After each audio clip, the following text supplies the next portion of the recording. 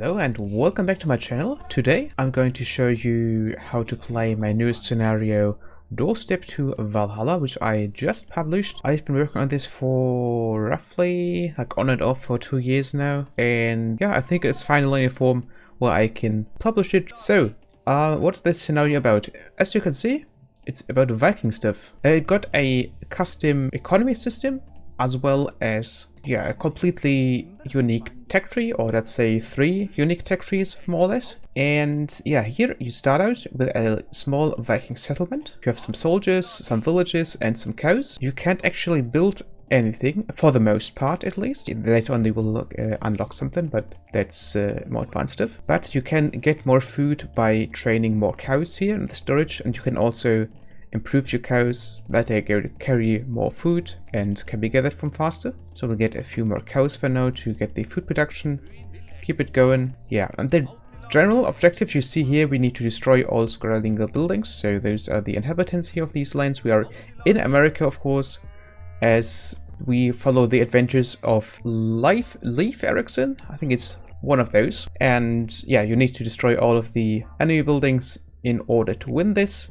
Of course, the villages are protected, but these units are actually not too strong, so you can overcome them easily at day, but they will be a lot stronger at night time. So there is a day and night cycle, of course, as you might expect from that statement. But you also want to attack as much as you can, actually, because raising these buildings, as you see here, is the only way to gain gold. Look at dear. Thorwald reminds us of that again. And we get a warning that the night is coming in soon, so we should better retreat a little bit. This has not been ideal. We should probably have destroyed 2 or 3 villages in the first day, but good for now. You see now the night settles in. But yeah, everything is darker. Our outposts here have way less line of sight, and we should probably gain some more reinforcements here. This technology is not the man-at-arms technology, but instead it is... Oh, there we go, the first enemies have arrived. Yeah, we can use this to draft a militia, so it costs 75 stone, but we'll get 7 Ulfthags. Those are well-armored standard melee units. They don't have high damage or anything, but they are basically the backbone of your army. They don't cost any gold. That's helpful. We can also train the households. They are actually not armored at all, but they have high attack speed, which is nice if you want to be aggressive. And they also cost less food, but they do have a gold cost to them, so you can't just spam them. In the stable, we got the light outrider, which is light cavalry, good against archers, and has regenerating hit points. And the Jarl, which also costs stone and gold, so very expensive to get those, but it's basically a mounted throwing X-Men, which is pretty good.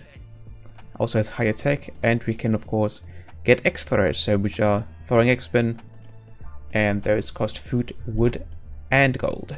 We can unlock new units as soon as we get 500 stone. How do we get stone is the question. Well, first of all, as long as each of those shrines here is alive, every few minutes the priest will pray a little bit, and then we'll get a little bit of favor, because this is the favor resource here.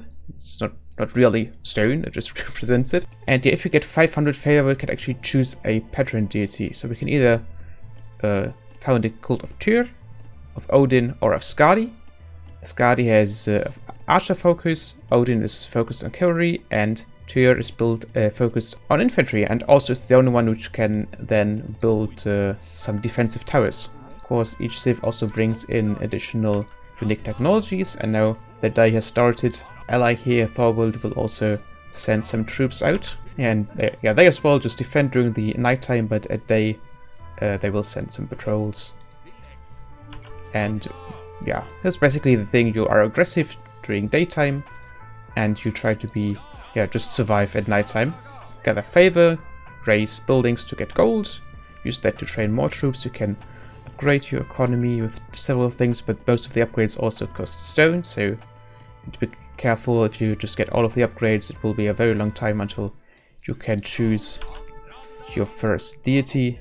Yeah, that's basically how this scenario works.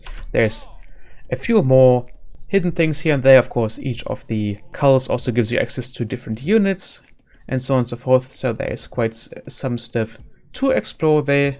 But for an introduction, to show you what you can do here, explain you the mechanics, and just in general what I wanted to do with this scenario, I think you should have a decent impression. So thanks for watching. See you next time. This is Alkhalim. Bye bye.